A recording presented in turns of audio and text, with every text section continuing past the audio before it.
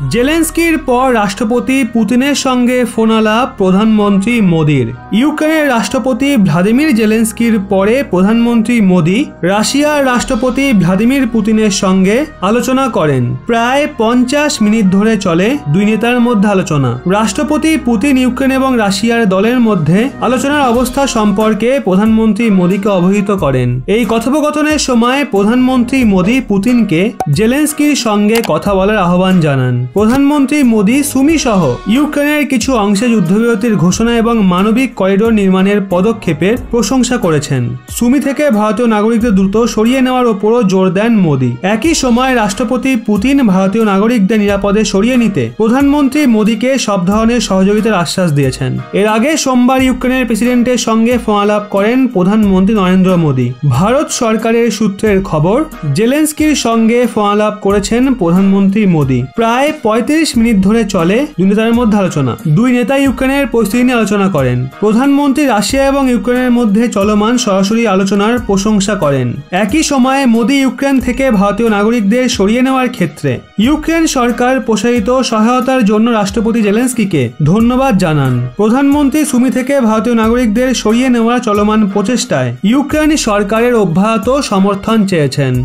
উল্লেখ্য, 24শে ফেব্রুয়ারি রাশিয়া ইউক্রেনের শহরগুলোতে আক্রমণ করেছিল। রাশিয়া এ পর্যন্ত ইউক্রেনের অনেক শহর ধ্বংস করেছে। যুদ্ধের কারণে লাখ লাখ ইউক্রেনীয় অন্য দেশে আশ্রয় নিয়েছে। ইউক্রেনের প্রেসিডেন্ট জেলেনস্কিও যুদ্ধ নিয়ে রাশিয়ার সঙ্গে কথা বলার জন্য প্রধানমন্ত্রী মোদিকে আহ্বান জানিয়েছেন। রাশিয়ার হামলার ঘোষণার পর ইউক্রেনের রাষ্ট্রদূত পুরো বিষয়টাতে হস্তক্ষেপ করার জন্য প্রধানমন্ত্রী মোদির কাছে আবেদন করেন। ইউক্রেনের রাষ্ট্রদূত বলেন যে ইউক্রেন এবং রাশিয়ার মধ্যে চলমান উত্তেজনায় ভারত গুরুত্বপূর্ণ ভূমিকা পালন করতে পারে। তিনি অবিলম্বে ইউক্রেনের রাষ্ট্রপতি ভ্লাদিমির জেলেনস্কি এবং রাশিয়ার রাষ্ট্রপতি ভ্লাদিমির পুতিনের সাথে এই বিষয়ে কথা বলার জন্য প্রধানমন্ত্রী মোদির কাছে আবেদন করেছিলেন। রাষ্ট্রদূত বলেন যে মোদিজি বর্তমান সময়ের অনেক বড় নেতা। আমরা তার কাছে সাহায্যের জন্য আবেদন করছি। একমাত্র ভারতই বিশ্বের উত্তেজনা কমাতে পারে। এখন বন্ধুরা, এই নিয়ে কি আপনারাও একমত? অবশ্যই কমেন্টে জানান।